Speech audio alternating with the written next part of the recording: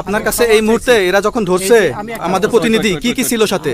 আপনার সাথে কি কি ছিল এটা বলেন। আমার সাথে ছিল ব্রিটিশ পাসপোর্ট, হ্যাঁ, বাংলা পাসপোর্ট, বাংলা পাসপোর্ট, টাকা টাকা, আর কয়টা কি ই কার্ড, ডেবিট কার্ড আর কার্ড কি বলে এই আমার ভিডিও করতেছ? আচ্ছা, কালকে যে টাকাগুলো ছিল আজকে কোনো টাকা ছিল সাথে? আজকে ছিল না, আজকে যে কত 40 বাংলাগুলা, হ্যাঁ 40,000 40 টাকা আজকে আজকে হ্যাঁ আজকে যেটা কয় টাকা ছিল?